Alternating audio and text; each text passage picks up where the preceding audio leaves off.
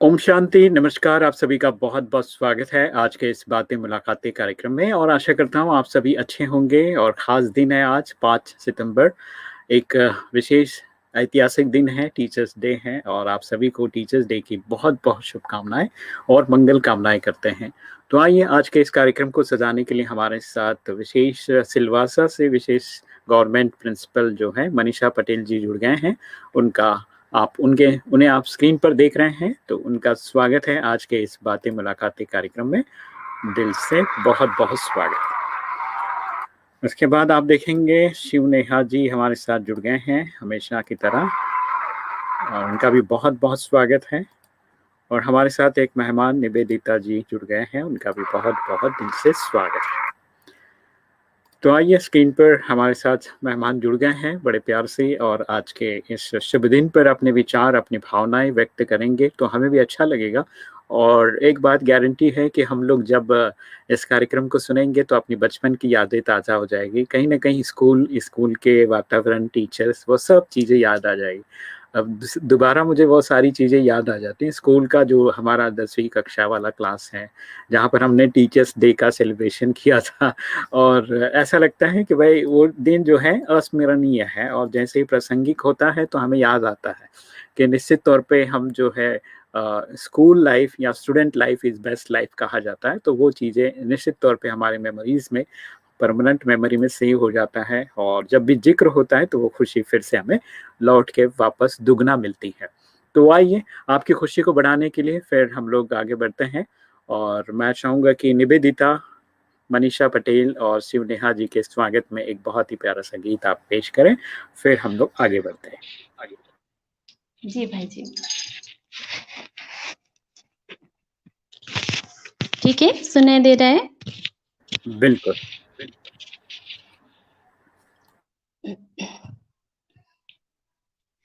तेरे प्यार में जो सुख मिलता है उसके आगे सब कुछ फीका। तेरे प्यार में जो सुख मिलता है उसके आगे सब कुछ फीका। प्रभु तेरे मीठे यादों में, प्रभु तेरे मीठे यादों में रस है मौलाई मस्ती का।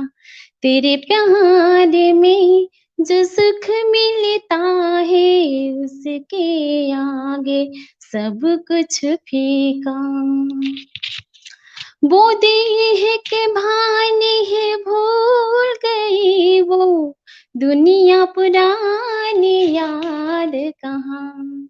दोनों नैनों में झूम रहे अपने प्यारे ये दोनों जहां।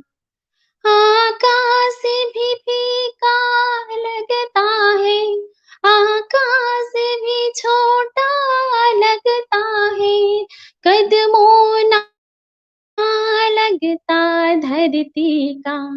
तेरे प्यार में जो सुख मिलता है उसके आगे सब कुछ फीका। प्रभु तेरे मीठे यादों में, प्रभु तेरे मीठे यादों में रस है मौलाई मस्ती का। तेरे प्यार में जो सुख मिलता है उसके आगे सब कुछ फीका। ओम शांति।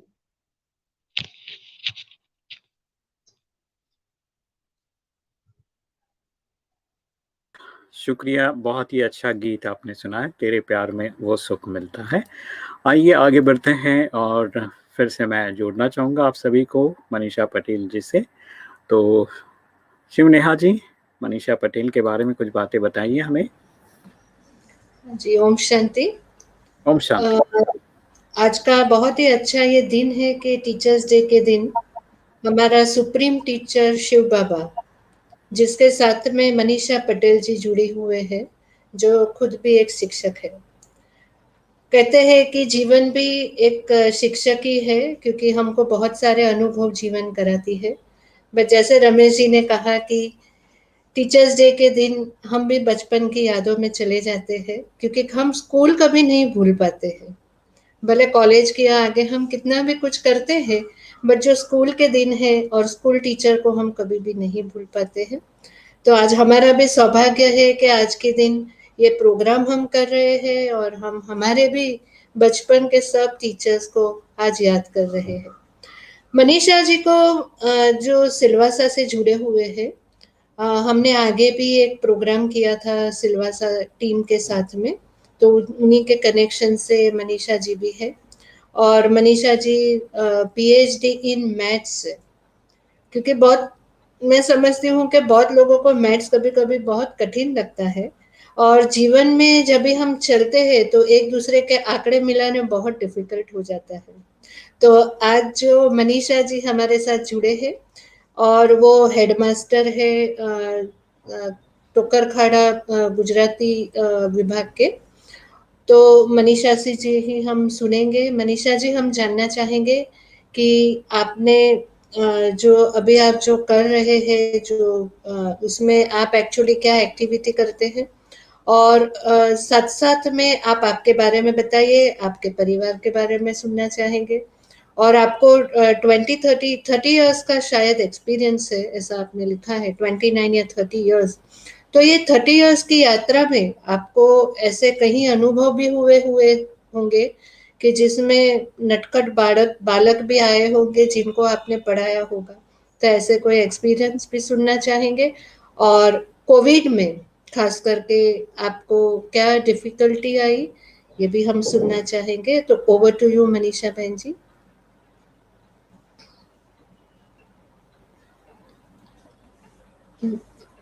माइक। ठीक है, हो गया, हो गया। सबसे पहले आप सभी को मेरा नमस्कार। आपने पहले ही मेरा परिचय तो दे दिया है। मैं दादरा एवं नगर हवेली, दमन और दीव, जो कि एक संघ प्रदेश है, वहां से बिलोंग करती हूँ। मेरी विद्यालय दादरा एवं नगर हवेली का जिला सिलवासा में है। मेरी विद्यालय का नाम है सरकारी उच्चतर माध्यमिक विद्यालय टोकरखाड़ा गुजराती माध्यम। वहां मैं एक आचार्य की भूमिका अदा करती हूँ।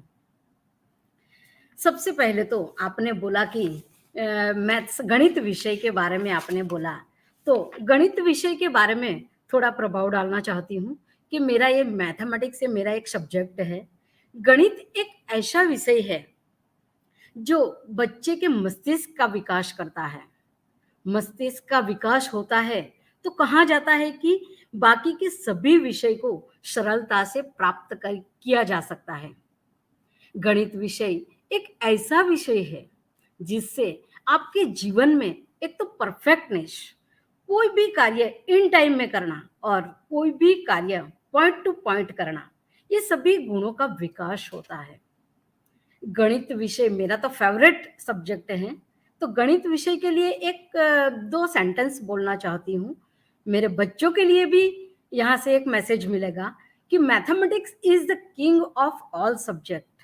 एंड मैथमेटिक्स का ही एक ब्रांच है जिसका नाम है नंबर थियरी। तो number theory is a queen of mathematics. तो गणित विषय कितना इम्पोर्टेंट है वो इससे पता चलता है। नंबर थियरी में बात करें तो सभी नंबर्स, बिना नंबर्स के तो मैथमेटिक्स गणित का कोई अस्तित्व नहीं होता है। नंबर थियरी में देखा जाए तो बहुत सारे नंबर है जिससे हमने डेली लाइफ में हम उसको यूज करते हैं। हम कोई भी चीज लेने बाजार जाते हैं या कोई भी व्यवहार करते हैं तो ये नंबर्स के बिना तो नहीं चलता है। ये नंबर में सभी नेचुरल नंबर्स आते हैं, set of integer numbers, set of non integer numbers, set of rational number, irrational numbers, real numbers और इमेजिनरी नंबर्स।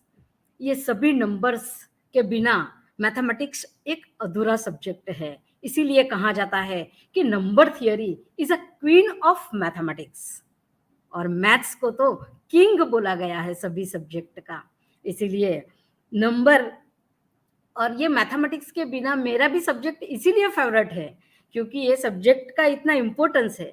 मेरे पापा जब मैं छोटी थी तो बोला करते थे कि जिसको मैथमेटिक्स आता हो उसको सभी सब्जेक्ट आ जाते हैं। तो मुझे तब पता चलता था कि ऐसा तो कैसे हो सकता है। मैं छोटी थी तो मैथमेटिक्स तो मुझे आता है पर मुझे और सब्जेक्ट तो नहीं आते हैं। तो अभी जब मैं एक शिक्षक बनी तभी मुझे पता चला कि मैथमेटिक्स एक ऐसा सब्जेक्ट है जिससे मानसिक विकास ज़्यादा होता है। तो आप कोई भी सब्जेक्ट हो सरलता से कर सकते हो। तो इसीलिए मैथमेटिक्स सभी बच्चों के लिए नेसेसरी है, ज़रूरी है। अभी हमारे विद्यालय की मैं बात करूं तो हमारे विद्यालय में 11वीं कक्षा और 12वीं कक्षा के बच्चे हैं। पर अभी मेरे पास 12वीं कक्षा में ओनली 7 बच्चे हैं और 11वीं कक्षा में 16 बच्चे हैं। तो बायोलॉजी सब्जेक्ट और मैथमेटिक्स सब्जेक्ट का जो बाइफरकेशन होता है तो बच्चे ज़्यादातर बायोलॉजी विषय लेते हैं। पर मैं इस मंच से मैं मेरे सभी बच्चों को बोलना चाहती हूँ कि मैथमेटिक्स भी एक ऐसा सब्जेक्ट है, ये कठिन नहीं है, ये रसप्रद सब्जेक्ट है। पर अगर आप उसमें इंटरेस्ट यानी रस रुचि पैदा करो तो ये बहुत इम्पोर्टेंट सब्जेक्ट है। आपके करियर में भी ये बहुत उसकी महत्वता है। तो मैं सभी मेरे बच्चों को भी बोलती हूँ कि ये सब्जेक्ट भी लेना चाहिए। अभी मैं मेरे विद्यालय के बारे में बात करूँ तो हमारे विद्यालय में 594 जितने बच्चे हैं। हमारी विद्यालय में 11वीं 12वीं कक्षा के मिला के 600 के आसपास बच्चे हैं। पर इसमें से 40% ऐसे बच्चे हैं जिसकी स्थिति इसका आर्थिक लेवल थोड़ा कम है और बाकी के बच्चे ठीक है। पर हमारा जो प्रदेश है इसमें कई ऐसा प्रदेश है जो वहाँ पे इंटीरियर एरिया है। तो बच्चे भी उसकी आर्थिक स्थिति कम होने की वजह से कभी-कभी पढ़ नहीं सकते हैं।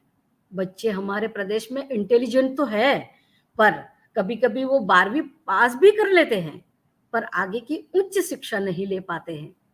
ऐसे बच्चे अगर हमारे पास आए तो हम उसको पहचान के हम आगे रेड क्रॉस सोसाइटी या अन्य सोसाइटी से उनसे एनजीओ से मिलाते हैं और हम कोशिश करते हैं कि बच्चा एटलीस्ट उच्च शिक्षा तो प्राप्त करे। तो हमारी ये कोशिश हमेशा रहती है कि हमारा बच्चा खूब आगे जाए। पर कभी-कभी बच्चा बोल नहीं पाता है, हमारे पास आ नहीं पाता है, तो कभी-कभी ये बच्चा भी उच्च शिक्षा प्राप्त करने से वंचित रह जाता है। तो ऐसे आर्थिक स्थिति कम वाले भी हमारे पास बच्चे आते हैं। हमारे बच्चे वैसे तो बहुत सिंसियर है। आज मैं शिक्षक दिवस है तो मैं थोड़ा शिक्षक दिवस के बारे में ही थोड़ी बात मैं करूँगी कि शिक्षक दिवस में हम जानते ही है कि हम राधा कृष्णन को याद करके हम ये शिक्षक दिवस मनाते हैं।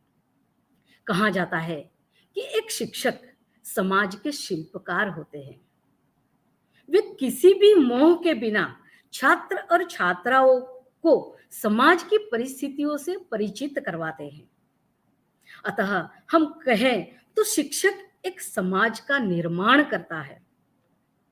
इस शिक्षक को समाज में सम्मान मिले और इस हेतु से हमारे डॉक्टर सर्वपल्ली राधाकृष्णन ने बहुत प्रयास किए और उनके प्रयास सफल भी हुए और इसी की वजह से ये 5वीं सितंबर को हम शिक्षक दिवस के रूप में मनाते हैं। डॉक्टर सर्वपल्ली राधाकृष्णन की मैं बात करूं तो वो एक महान शिक्षक थे। वो संस्कृति के ज्ञाता थे, वो शिक्षाविद थे, वो महान वक्ता भी थे। ऐसे महान व्यक्ति को हम सब आज याद करते हैं, उनको नमन करते हैं। उनके एक दो विचार को मैं आपके सामने प्रस्तुत करती हूँ। वे कहते थे कि पूरे विश्व एक विद्यालय के रूप में मानना चाहिए, यानी पूरे विश्व को ही एक विद्यालय मानना चाहिए और इसी प्रकार से शिक्षा प्रणाली भी सेम होनी चाहिए। और उनका एक दूसरा विचार मैं प्रस्तुत करूं तो उनका कहना था कि व्यक्ति शिक्षा के माध्यम से ही अपने मस्तिष्क को सदुपयोग कर सकता है। वो एकदम सही बात है। ऐसे महान विचार वाले महान व्यक्ति को आज हम याद करते हैं। आज हमने भी हमारी विद्यालय में ये शिक्षक दिवस को मनाया है। आज हमारे बच्चे भी शिक्षक दिवस को मनाने के लिए, हमारे सभी बच्चे शिक्षार्थी सभी शिक्षक बन के आ गए थे और सभी बच्चों को, उनके सहपाठियों को उन्होंने शिक्षा प्रदान की। सभी बच्चे कोई गणित का शिक्षक बना, कोई भाषा का शिक्षक बना, कोई अकाउंट का शिक्षक बना। हमें भी ये सभी बच्चों को देख के बहुत खुशी हो रही थी। हमारे बच्चे क्या करते हैं, उनका कॉन्फिडेंस लेवल कैसा है, वो देखने का हमें भी इंतजार रहता है। और इस प्रकार से हमारे बच्चे ने आज शिक्षक दिवस मनाया और एक कार्यक्रम का आयोजन किया। वो कार्यक्रम की शुरुआत हमने सबसे पहले तो डॉक्टर सर्वपल्ली राधाकृष्णन के सामने दीप प्रागट्य से शुरू किया। उनके सामने हम दीप प्रागट्य करके उनके विचारों को हम सभी में आए, ये उद्देश्य के साथ हमने अपना कार्यक्रम की शुरुआत की। हमारे सभी बच्चे ने ये कार्यक्रम में अपना अपना योगदान दिया। सभी सांस्कृतिक प्रोग्राम हुए। इतना ही नहीं, परंतु कार्यक्रम के साथ साथ कितनी सारी प्रतियोगिता हुई और विभिन्न प्रतियोगिता जैसे कि वाक प्रतियोगिता, चित्र स्पर्धा, इस प्रकार से हम ये प्रतियोगिता का आयोजन करके हमारे बच्चों में छुपी हुई शक्तियों को बाहर निकालने की कोशिश करते हैं और यही शिक्षा का उद्देश्य भी है। तो इस प्रकार से हम सब ने, मेरे सभी शिक्षकों ने, मेरे सभी विद्यार्थियों ने, हमने सब ने मिलके आज शिक्षक दिवस मनाया है। आज शिक्षक दिन के अवसर पे मैं मेरे सबसे पहले गुरु, मेरे माता पिता को भी आज नमन करती हूँ, वंदन करती हूँ। मेरे प्रथम कक्षा से मेरे उच्च कक्षा तक के मेरे सभी शिक्षकों को मेरा नमन। उनके मार्गदर्शन से ही मैं आज इस पद पे बैठी हूँ, तो उन सभी को मैं याद करती हूँ आज और मैं नमन करती हूँ।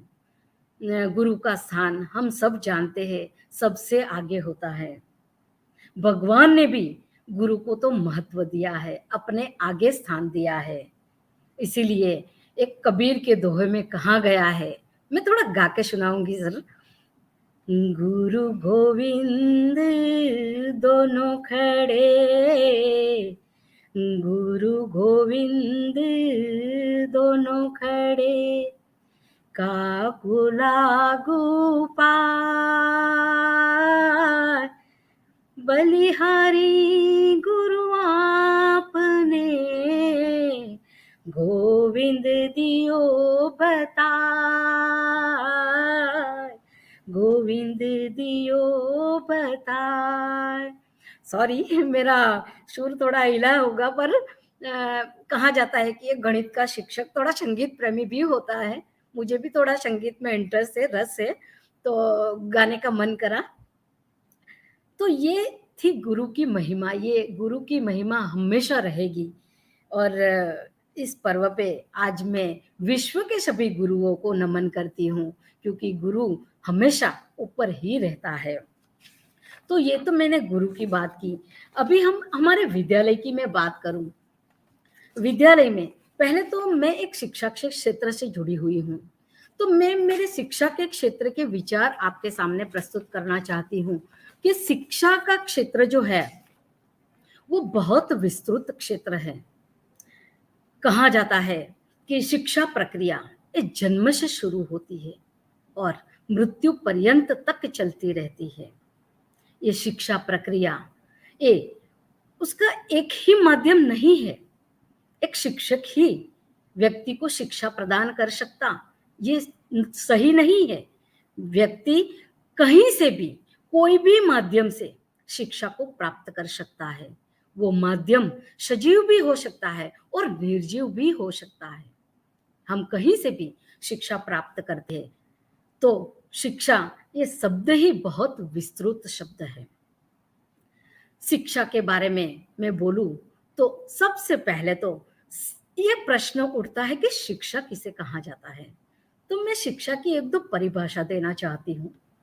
तो शिक्षा की परिभाषा देने के लिए मैं आज हमारे देश के महान शिक्षा शास्त्रियों को याद करती हूँ। हमारे देश के एक महान शिक्षा शास्त्री है गांधी जी। गांधी जी ने शिक्षा की परिभाषा देते हुए कहा है कि शिक्षा के लिए बच्चों में शारीरिक विकास और आध्यात्मिक विकास करना वो ही शिक्षा कहलाता है। उन्होंने अपनी परिभाषा में बच्चों के शारीरिक विकास और बच्चों का आध्यात्मिक विकास के बारे में बात की है। यानी कि उनकी परिभाषा को सिद्ध करनी है तो हमें विद्यालयों में खेल कूद का आयोजन करना है, और इतना ही नहीं, हमें योग ध्यान जैसी प्रवृत्तियों को भी आयोजन करना चाहिए, तो ही हम उनकी परिभाषा को सिद्ध कर सकते हैं। एक और शिक्षा शास्त्री जो महान शिक्षा शास्त्री है, जिनका नाम है स्वामी विवेकानंद, वो नाम से हम सब परिचित है। स्वामी विवेकानंद जी ने पर भी एक शिक्षा की परिभाषा अपने सुंदर शब्दों में रजू की है। उन्होंने कहा है कि बच्चों में बहुत सारी सुषुप्त शक्तियां छुपी हुई होती है। ये सभी शक्तियों को बाहर निकालने की प्रक्रिया को ही शिक्षा कहा जाता है। हम सब जानते हैं कि बच्चों में वैयक्तिक भिन्नता देखी जाती है। सभी बच्चे समान नहीं होते हैं। सभी बच्चों में अलग अलग शक्तियां होती हैं। तो शिक्षक की जवाबदारी तब बढ़ जाती है। शिक्षक को मात्र पुस्तक का ज्ञान देके ही शिक्षा प्रक्रिया नहीं करनी है। शिक्षक को बच्चों को पहचानना है। बच्चे के वर्तन को अवलोकन करके बच्चों में कौन सी शक्तियां छुपी है वो पहचानने का काम एक शिक्षक का होता है। तो शिक्षक यदि बच्चों का अवलोकन करे अच्छे से और बच्चों को पहचाने, उनकी प्रतिभा को पहचाने और उसको बाहर निकालने की प्रक्रिया करे, तो ही सही मायने में शिक्षा का उद्देश्य को हम प्राप्त कर सकते हैं। ऐसे शिक्षा की परिभाषा को प्राप्त करने को, उसको सिद्ध करने के लिए एक शिक्षक की जवाबदारी और एक आचार्य की जवाबदारी भी बढ़ जाती है। शिक्षा प्रक्रिया, हम कोई भी प्रक्रिया करते हैं तो बिना उद्देश्य के तो कोई भी कार्य नहीं होता है। शिक्षा का कार्य भी, उसका भी एक उद्देश्य है। उसका मुख्य उद्देश्य है बच्चों का सर्वांगीण विकास करना। अभी ये प्रश्न उठता है कि बच्चों का सर्वांगीण विकास किसे कहा जाता है? तो सर्वांगीण विकास का अर्थ है कि बच्चों का शारीरिक विकास करना, बच्चों का मानसिक विकास करना, बच्चों का सामाजिक विकास करना, बच्चों का सांवेगिक विकास करना, बच्चों का चारित्रिक विकास करना, बच्चों का नैतिक विकास करना, और लास्ट बट नॉट लीस्ट बच्चों का आध्यात्मिक विकास करना। अगर हम सभी बच्चों का सभी विकास करें तो ही कहा जाता है कि हमने शिक्षा का उद्देश्य को प्राप्त किया है। ये उद्देश्य को प्राप्त करने के लिए केवल 4 दीवारों के बीच में एक शिक्षक केवल पुस्तक का ज्ञान देके उसे प्राप्त नहीं कर पाते हैं जी। उसके लिए एक शिक्षक को बच्चों को सह अभ्यास प्रवृत्तियां, बहुत सारी प्रतियोगिता करवानी चाहिए।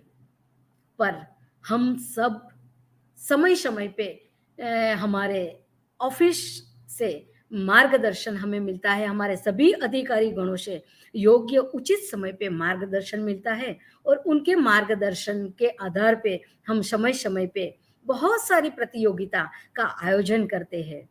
हमारे विद्यालय लेवल में तो ये प्रतियोगिता का आयोजन होता ही है, पर हमारे डिस्ट्रिक्ट लेवल पे भी सभी स्कूलों के का भी प्रतियोगिता का आयोजन होता है। और हम सब मिलके बच्चों के विकास के लिए ये कार्य पूरे साल करते रहते हैं। और अगर ऐसा कार्य करें तो ही हम शिक्षा का मुख्य उद्देश्य को हम प्राप्त कर सकते हैं। अभी हम सामान्य तौर पे कहा जाता है कि देश का विकास इस सभी क्षेत्र पे आधार रखता है, पर इसमें से सभी क्षेत्रों में से शिक्षा का एक क्षेत्र है जो महत्वपूर्ण क्षेत्र कहा जाता है। अगर शिक्षा के क्षेत्र में विकास हो तो ही सभी क्षेत्र में विकास होता है, और शिक्षा का क्षेत्र का मुख्य आधार स्तंभ हमारे शिक्षक होते हैं। अतः कहा जाए तो हमारे शिक्षक पे पूरे देश की जवाबदारी आ जाती है। शिक्षक, इसीलिए कहा जाता, चाणक्य ने भी कहा है कि शिक्षक कभी साधारण नहीं होता है। शिक्षक पूरे देश के विकास की उसके ऊपर जवाबदारी होती है, एक स्वस्थ समाज बनाता है। आपने एक प्रश्न पूछा कि कोविड-19 की सिचुएशन में आपने कैसे हैंडल किया। जी, कोविड-19 की परिस्थिति, सामान्यतः कोविड-19 की सिचुएशन जब आई तो हमारा पूरा विश्व कोविड-19 की ऐसी परिस्थिति से पूरा विश्व प्रभावित हुआ। हमारा देश भी प्रभावित हुआ, हमारा प्रदेश हुआ, हमारे सभी विद्यालय और खास तौर पे हमारे बच्चे प्रभावित हुए हैं। और साइकोलॉजिकली देखा जाए तो हमारे बच्चों पे तो हमने अभी, हमारे बच्चे स्कूल में आते हैं, हम बात करते हैं तो हमें पता चलता है कि बच्चों पे उसका सबसे ज़्यादा प्रभाव पड़ा है। हम तो थोड़ा भी बाहर निकालते थे, पर बच्चे हमेशा घर में रहते थे, तो बच्चों पे इसका प्रभाव ज़्यादा रहा है। कोविड-19 की सिचुएशन में हमारे विद्यालय बंद थे, फिर भी हमारी शिक्षा प्रणाली तो चलती ही रही, परंतु इसका माध्यम बदल गया था। विद्यालय में अगर बच्चे आते हैं तो प्रत्यक्ष प्रक्रिया से हम शिक्षा प्रणाली चलाते हैं, परंतु जब बच्चे नहीं आते हैं तो अप्रत्यक्ष रूप से हम शिक्षा प्रक्रिया को आगे बढ़ाते हैं। कोविड-19 की परिस्थिति में सबसे पहले तो हमारे सभी अधिकारियों को हमें सही मायने में और उचित समय पे मार्गदर्शन मिलता रहा, और उनके मार्गदर्शन से ही हम सब ने मिलके, हमारे सजेशन भी लिए गए, हम सब ने मिलके बहुत प्रयास किए, और हमारे प्रदेश में हमारे बच्चे को शिक्षा प्राप्त हो, इसके लिए हमने एक ई ज्ञान मित्र ऐप बनाई। और ये ई ज्ञान मित्र ऐप में हमने हमारे प्रदेश के सभी बच्चों का रजिस्ट्रेशन किया। ये ऐप में हमारे सभी शिक्षकों ने मिलके अपने अपने विषय के वीडियो बनाए, और वीडियो में भी इनोवेशन लाके नए टेक्नोलॉजी से वीडियो बनाए और अपनी ही आवाज उसमें रिकॉर्ड की, ताकि बच्चा अपने ही शिक्षक की आवाज सुन के शिक्षा प्राप्त कर सके। ये हमारा उद्देश्य था, और बच्चे अच्छे से अपने शिक्षक की आवाज सुन के शिक्षा प्राप्त करें तो वो सरलता से वो भी अपनी शिक्षा को प्राप्त कर सके। ये हमारा उद्देश्य के कारण ही हमने ऐसे वीडियो बनाए। वो वीडियो को इस ऐप पे हमने अपलोड किए। इतना ही नहीं, हमने online classes Zoom app, Google Meet के जरिए हमने शुरू किए। हमारे प्रदेश में कई ऐसे प्रदेश है जहां पे इंटरनेट नहीं पहुंचता है, तो ऐसे प्रदेश में बच्चों को शिक्षा कैसे प्रदान की जाए, ये हमारे सामने भी समस्या आई थी। पर हमारे सभी अधिकारी गण और हम सब ने मिलके बहुत प्रयास करके एक उसका सॉल्यूशन, उसका हल निकाला, और सभी शिक्षकों ने भी घर जाके होम विजिट की, बच्चों को घर जाके शिक्षा प्रदान की। कोविड-19 के नियम को अपना के हमने बच्चों को घर जाके पढ़ाया। इतना ही नहीं, बच्चों को नोट्स प्रोवाइड की। सभी शिक्षकों ने अपने अपने विषय में नोट्स बनाई, ताकि बच्चा वो पढ़ के अपनी जो भी समस्या है उसका हल कर सके। ये अपने आप में एक बहुत बड़ी बात है कि टीचर, कहा जाता है ना कि जब भी कुछ करना है तो कोई भी चीज हमें रोक नहीं सकती।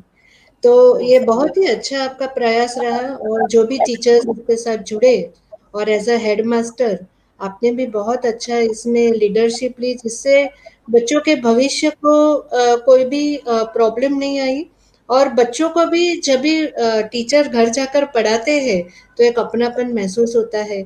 जो ऑनलाइन देख देख के बच्चे भी ये हो जाते हैं पूरा दिन मीडिया में।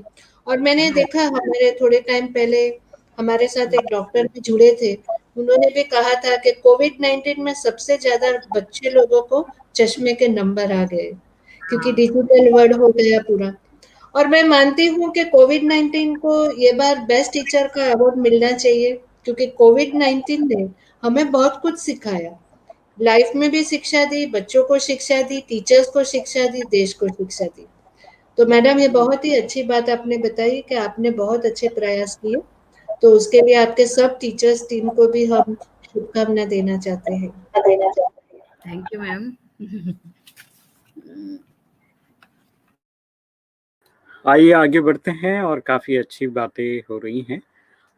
मनीषा जी, बहुत अच्छी तरह से आपने बताया कि किस तरह से स्कूल में आपने वर्कआउट किया और जब कोविड सिचुएशन में टीचर्स जो है खुद जाके बच्चों को कुछ बच्चे जो नहीं पहुंच रहे हैं उन्हें घर जाकर नोट्स दिए और कुछ लोगों को अपनी रिकॉर्डिंग भेजिए ताकि वो अपने पढ़ाई को जारी रखें।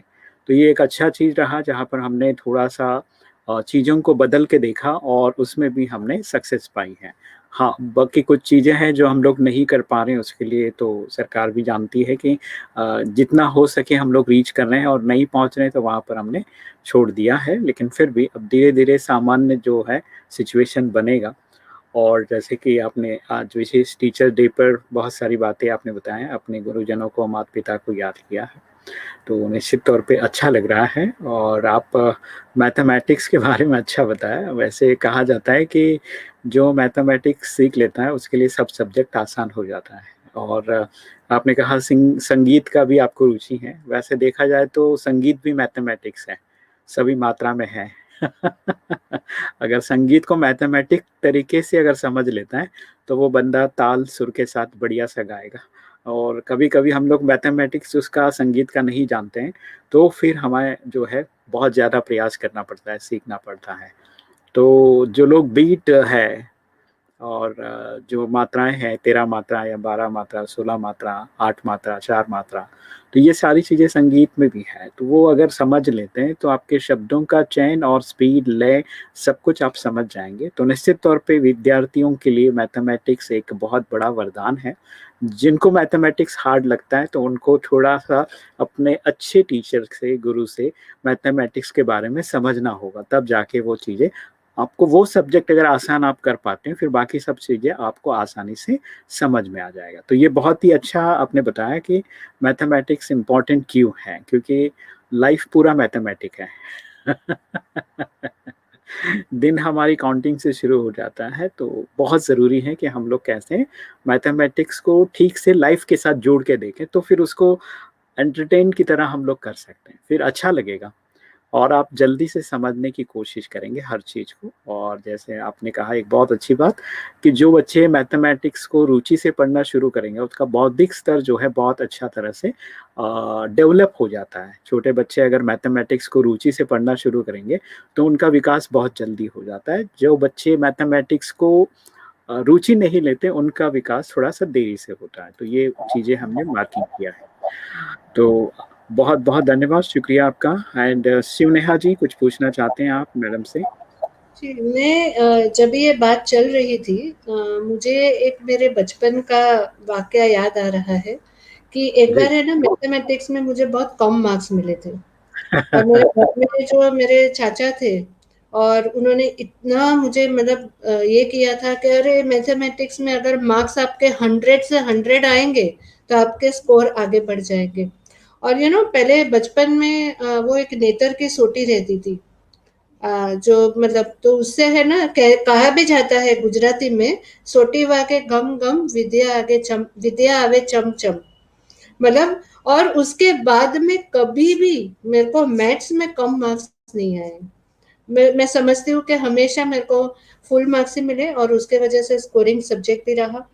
और जैसे हर एक के ही अनुभव रहेंगे रमेश जी, मैं समझती हूँ आपके भी रहेंगे, मैडम के भी रहेंगे।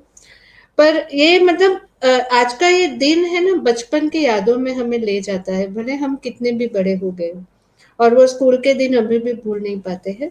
तो मैडम हम आपको ये भी पूछ, जैसे मैं देख रही हूँ कि मैडम के पीछे भी पूरा उन्होंने मैथ्स का ही बोर्ड रखा हुआ है, पूरे उसमें नंबर्स ही लिखे हुए हैं। सो मैं समझ रही हूँ कि आपको मतलब मैथ्स से इतना प्यार है कि जहाँ भी देखे तो मैथ्स ही मैथ्स दिख रहा है।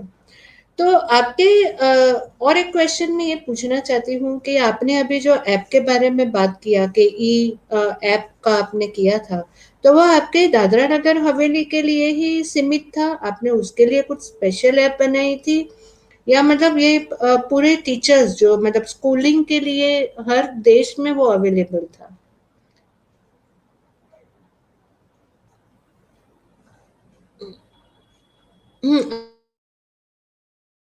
माइक ऑन हमारे कीजिए। प्रदेश में रजिस्टर ये जो ऐप बनाई थी, इसमें रजिस्ट्रेशन प्रोसेस होती है। अगर जिस बच्चे को इसमें रजिस्ट्रेशन किया जाए वही बच्चा उसमें वो वीडियोस वगैरह देख सकते थे जो अपलोड किए हमने, जो भी कुछ नोट्स भी अपलोड किए थे तो वो भी बच्चा वहां से भी देख सकता था। जो भी इजी लर्निंग मटेरियल बनाया था वो भी हमने अपलोड किया। वो सब बच्चा जिसका रजिस्ट्रेशन होता है वही बच्चा देख पाता था। तो हमारे प्रदेश, हमारे दीव, दमन, दादरा एवं नगर हवेली वो भी थोड़ा बड़ा है। अभी तो पहले दमन, दीव और दादरा नगर हवेली अलग थे, अभी तो हमारा पूरा प्रदेश एक हो गया, तो बहुत बड़ा प्रदेश है। तो इसमें वो पूरे प्रदेश के सभी बच्चों का रजिस्ट्रेशन किया, तो वो बच्चे देख पा रहे थे कि जिसका रजिस्ट्रेशन हुआ हो। तो इसीलिए रजिस्ट्रेशन प्रोसेस थी, तो बाकी के बच्चे तो शायद नहीं देख पाए थे, पर हमारे प्रदेश के सभी बच्चे इसमें इन्वॉल्व थे तो देख पा रहे थे। तो और आपको कैसा अनुभव हुआ कि आपको ऑफलाइन और ऑनलाइन ट्रेनिंग, जैसे क्लास में बच्चे आते हैं और पढ़ाना, और ऑनलाइन पढ़ाना, तो दोनों में आपको मतलब कौन सी पढ़ाई अभी अच्छी लगने लगी है? ऑनलाइन पढ़ाना या क्लास में बच्चे आते हैं वो पढ़ाना अच्छा लगता है? के लिए और शिक्षक के लिए और बच्चे के लिए भी एक प्रत्यक्ष प्रक्रिया जो होती है वो ही बेस्ट होती है। मेरा बच्चा अभी शुरुआत हुई है हमारे विद्यालय के, लास्ट मंथ अगस्त से हमारे विद्यालय में बच्चे आने लगे हैं।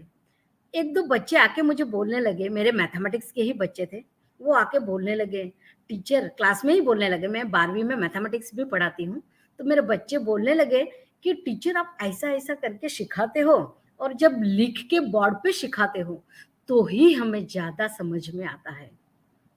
आप जब ऑनलाइन क्लास लेती थी तो समझ में तो आता था, पर इतना समझ में नहीं आता था। और तभी हमें पता चला कि ये ऑनलाइन क्लास से तो हमें भी संतुष्टि नहीं मिलती थी हमारे बच्चों को पढ़ा के, क्योंकि ऑनलाइन क्लास में कितना ज्यादा से ज्यादा एक जी, दो एग्जाम्पल, वो भी ऐसे ही बोर्ड पे दिखा के छोटी सी स्क्रीन में एक बच्चा भी नहीं देख पाता था और हम जी। भी अच्छे से नहीं दिखा पाते थे। तो ऑनलाइन क्लास और ये सब मेरी नज़र में तो ये थोड़ा बच्चों के लिए भी कठिन है और शिक्षक के लिए भी। तो प्रत्यक्ष प्रक्रिया की ही इफ़ेक्ट बच्चों पे होती है।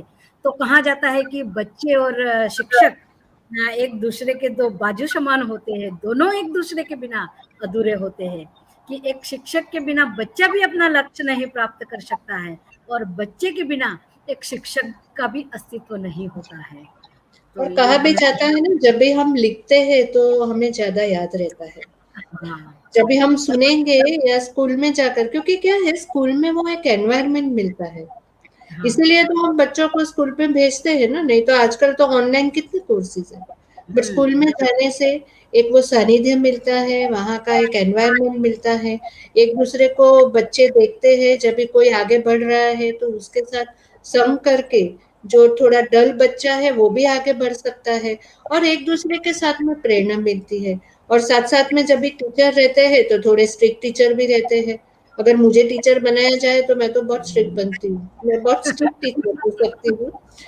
कहने का मतलब है कि टीचर का स्ट्रिक्ट होना भी जरूरी है, क्योंकि तभी ही हम बच्चे का चरित्र और जो बच्चे का विकास है वो हम अच्छे से कर सकते हैं।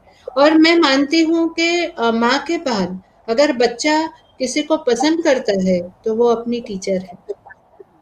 जब भी बच्चा छोटा होता है तो घर में माँ को साड़ी में देखता है, और बाद में जब वो स्कूल में जाता है तो टीचर को साड़ी में देखता है। तो मतलब जो बात वो माँ को बता सकता है स्कूल में, वो बात वो टीचर को भी बता सकता है, और वो क्लोज रहते हैं। तो मैडम आपने भी ऐसे अनुभव किए रहेंगे।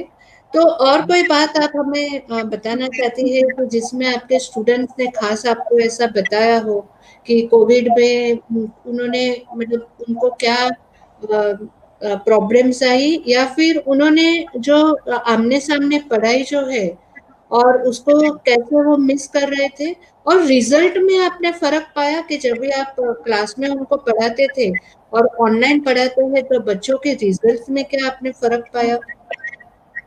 डेफिनेटली फर्क तो हुआ ही है। ऑनलाइन क्लासेस ऑनलाइन ही होती है तो बच्चे इतना नहीं कर पाए थे। और हमारा जो प्रदेश है, मैंने पहले बताया वैसे कि कई ऐसे प्रदेश है जहाँ बच्चे ऑनलाइन क्लास इंटरनेट ही नहीं मिलता था, तो वहाँ पे बच्चे नहीं कर सकते थे। और उनकी आर्थिक स्थिति भी ऐसी थी कि बच्चे फोन भी अफोर्ड नहीं कर पाते थे। तो इसकी वजह से भी कई ऐसे बच्चे थे जो ऐसे ऑनलाइन क्लासेस से भी वंचित रह गए। तो ये सभी का प्रभाव पड़ा है।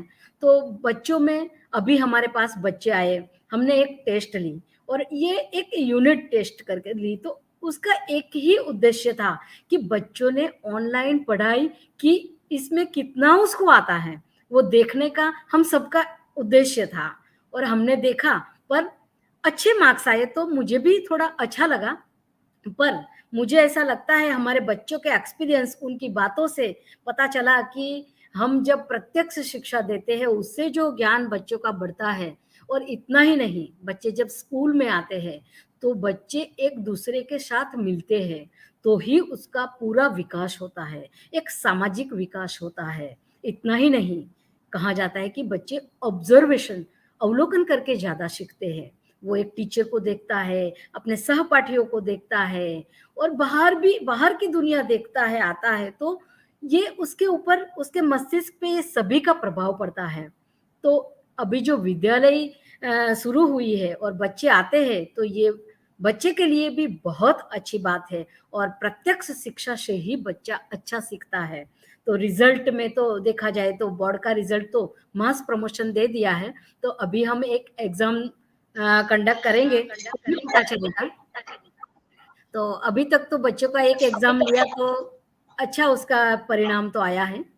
पर फिर भी हम मेरा ऐसा मानना है पर्सनली कि प्रत्यक्ष शिक्षण के जैसा कोई भी शिक्षा नहीं है, जी, ऐसा मेरा मानना है।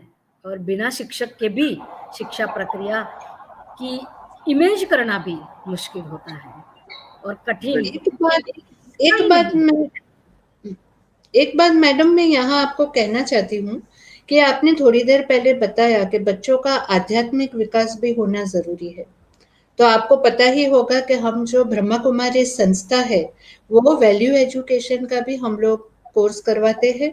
तो मैं आपको हाईली रेकमेंड करूंगी कि आपके यहाँ पर भी जो नजदीक ब्रह्मा कुमारी विश्वविद्यालय रहेगा तो वहां आप कांटेक्ट करके बच्चों को वैल्यूज आप सिखा सकते हैं। आप मोटिवेशनल ट्रेनिंग भी देती है हमारी संस्था, और बच्चों के लायक बहुत सारे हम लोग प्रोग्राम्स करते हैं।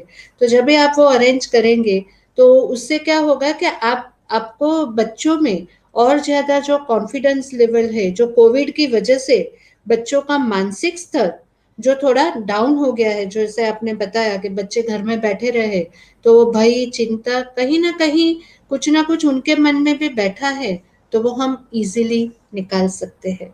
तो मैं हाईली आपको ये रेकमेंड करूंगी। और सिलवासा में हमारे सेंटर्स भी है, और आपको कोई भी इंफॉर्मेशन चाहिए आप हमें भी कांटेक्ट कर सकती है। रमेश जी, आपको कुछ मैम से कहना है? जी, जी। जी चलिए मनीषा वक़्त मैम, हो गया है। बहन जी मैं कुछ पूछूं? मनीषा बहन जी, हाँ जी, हाँ जी। पूछिए। बच्चे मैथ में अच्छे होते हैं, वो भी क्यों इंटरेस्ट नहीं ले रहे हैं मैथ करने के लिए? जितना जो दूसरे सब्जेक्ट में इंटरेस्ट लेते हैं ना, मैथ इतना अच्छे से नहीं करते हैं, क्योंकि मैथ अच्छा होता है, फिर भी वो डरते हैं करने के लिए, क्यों? उनका इंटरेस्ट कैसे बढ़ाएं? माइक ऑन कीजिए। क्योंकि मेरा बड़ा बेटा है जो 8th स्टैंडर्ड में है, और मैं ही उनको देखती हूँ, बाहर नहीं जाती है, तो उतना ज्यादा मैथ नहीं करती है। हाँ, डरती है, अच्छा करता है, फिर भी इतना इंटरेस्ट नहीं लेता है करने के लिए, तो उसका इंटरेस्ट कैसे बढ़ाएं? इसके लिए मैं मेरे इंटरेस्ट कैसा बढ़ा, उसके बात पे मैं थोड़ा आपको बताना चाहती हूँ कि मुझे मैथमेटिक्स में कैसे इतनी रस रुचि हुई है। तो मैं पहले से पहली कक्षा से 7वीं कक्षा तक मेरे पापा ने मुझे मैथमेटिक्स करवाते थे, और मेरे उस टाइम तो ऐसी सिचुएशन थी, पढ़ती भी थी हमें ज़्यादा। मैम ने बताया वैसे सोटी से तो नहीं, पर हाथ से तो बहुत पढ़ी थी, और पापा ने हमें मैथमेटिक्स करवा करवा के इतना परफेक्ट करवा लिया था, तो बेस एकदम क्लियर था। तो तभी से, बचपन से अगर बच्चों में ये रस रुचि को पैदा की जाती है, तो बच्चा उस पे श्योर आगे जाता है। ये मेरा व्यक्तिगत अनुभव ये है, और इसी की वजह से, शायद मेरे पापा की वजह से, मैंने आज मैथमेटिक्स में एमएससी विद डिस्टिंक्शन किया है, मैंने पीएचडी किया है, और ये सभी मैंने मैथमेटिक्स में इसीलिए हासिल किया है कि मेरा बेस अच्छा था। तो बच्चों में शुरू से ही, मेरा ऐसा मानना है कि शुरुआत की कक्षा से, पहली कक्षा से ही बच्चों को गणित में रस रुचि पैदा हो, ऐसी एक्टिविटी करवाए। और कहा जाता है कि बच्चों के विकास में 3 महत्व के माध्यम होते हैं, जैसे कि एक तो विद्यालय का वातावरण, और सेकंड है शिक्षक। विद्यालय का वातावरण यानी हम शिक्षक और आचार्य मिलके बच्चों को प्रदान करते हैं। एक शिक्षक बच्चों को जो ज्ञान देता है, तो एक शिक्षक इसका माध्यम है। और तीसरा और इम्पोर्टेंट है माध्यम, वो है इसके माता पिता। तो माता पिता की भी बच्चों के विकास में सबसे महत्वपूर्ण जवाबदारी होती है। तो माता पिता को भी घर पे बच्चों को ये ऐसे विषयों पे थोड़ी पहले से ही रस रुचि पैदा करनी चाहिए, ऐसा मेरा मानना है। विद्यालयों में तो करते ही है सभी शिक्षक, पर एक पेरेंट्स को, एज अ पेरेंट्स, हम घर पे बच्चों को थोड़ा ज्यादा मोटिवेट करें, तो हमारे बच्चे आगे जा सकते हैं। और गणित की प्रवृत्तियां तो हम करवा सकते हैं, छोटे होते हैं बच्चे तभी से। और बच्चों को इसके रिगार्डिंग ऐसा हो तो आप एक बार गणित के शिक्षक से भी बात कीजिएगा, तो वो शिक्षक भी बच्चों से बात करके उसके माइंड में क्या है उसको निकालने की कोशिश करे, तो भी उसमें रस रुचि आ सकती है। शिक्षक भी ये कार्य कर सकता है, तो शिक्षक से आपको जाके मिलना भी चाहिए, तो ये हो सकता है। शुक्रिया। चलिए दोस्तों, आज के इस एपिसोड में बातें मुलाकातें कार्यक्रम में हमने मनीषा पटेल जी से सुना, और मैथमेटिक्स के प्रति उनका जो आस्था है, प्रेम है, वो उन्होंने जाहिर किया। और निवेदिता का सवाल भी है कि ऐसे बच्चे हैं जो लोग मैथमेटिक्स नहीं सीखते या रुचि नहीं लेते, तो यहाँ पर टीचर, पेरेंट और बच्चे तीनों को मिलकर काम करना पड़ेगा। बच्चा क्यों मैथमेटिक्स के डर रहा है, क्या कारण है, वो कारण पता हो जाएगा तो निवारण आराम से हम लोग दे सकते हैं। तो कारण पता करना है कि क्यों घबरा रहा है, क्या प्रॉब्लम है। हो सकता है कि उनका बैकग्राउंड कुछ हो, मैथमेटिक्स उनको अच्छा नहीं लगता, तो नहीं अच्छा लग रहा है तो उसको अच्छा, जैसे कई बच्चों को खाना जो है कुछ चीज़ें उनको पसंद है, कुछ चीज़ें नहीं पसंद है, लेकिन एज के हिसाब से वो पसंद भी आने लगता है, लेकिन वो अच्छा नहीं लग रहा है तो हम लोग क्या करते हैं, फिर उसको जो अच्छा लगता है वो देते हैं। तो वैसे ही गणित अच्छा नहीं लग रहा है, कारण क्या है, इस कारण से अच्छा नहीं लगता, तो दूसरे कारण से उसको अच्छा लगेगा, तो वो ढूंढ के निकाल के उनके साथ हम लोग रैप कर सकते हैं। और कई बार होता है कि आंकड़े देखकर हमें थोड़ा सा वो फील अच्छा नहीं लगता, शब्द देखने का जो है, सुंदरता जो है वो अच्छा लगता है। और कई बार प्लस माइनस, ये जो साइंस है, साइंस से भी व्यक्ति घबराता है, तो इसीलिए उसके प्रति उनको आस्था बनाना पड़ेगा, ये साइन कितना काम का है, तो वो चीज़ें आराम से हो सकती हैं। तो निवेदिता जी, यहाँ पर कन्वर्सेशन है टीचर, स्टूडेंट और माता-पिता तीनों को मिलके बात करनी पड़ेगी, क्योंकि केवल शिक्षक उस बच्चे को कारण नहीं ढूँढ सकता और केवल बच्चा उसको एनलाइटमेंट नहीं कर सकता, केवल माता-पिता भी उसके लिए वो नहीं कर सकता। तीनों को मिलके बात करनी पड़ेगी, तो वो चीज़ें अच्छी हो जाएगी और बच्चे को भी अच्छा लगेगा और उसको रुचि पैदा होने में आसानी हो जाएगी। तो चलिए, बहुत अच्छा सवाल था आपका, थैंक यू सो मच। और वक़्त हो गया है हमारा अगले शो का, तो तब तक अभी Manisha ji, thank you so much. आज के इस शिक्षक दिवस पर आपने अपने विचार शेयर किया, बहुत-बहुत धन्यवाद, बहुत-बहुत साधुवाद। और इसके साथ में शिवनेहा जी, बहुत-बहुत धन्यवाद, आपने मनीषा जी से जुड़ने का बहुत अच्छा एक ब्रिज बनाया, thank you. Nivedita ji, thank you, आपको भी बहुत ही प्यारा सा गीत आपने सुनाया और एक अच्छा सवाल आपने पूछा। तो दोस्तों, सवाल करते जाएं और जवाब मिलते जाएगा, ऐसा कहा जाता है। स्वामी विवेकानंद का यही टेक्निक रहा कि जब भी कोई मुश्किल आता है तो उस मुश्किल के बारे में आप पूछते जाएं, पूछते जाएं, पूछते जाएं, अपने आप से पूछिए, दूसरे से पूछिए, कहीं ना कहीं आपको अच्छा जवाब मिलेगा। और जो जवाब आपके दिल को छू जाए, बस उसे करना शुरू कर दीजिए, फिर सब कुछ सही हो जाएगा। तो चलिए, इन्हीं शुभकामनाओं के साथ फिर मिलते हैं। आप सुन रहे हैं रेडियो मधुबन 90.4 FM।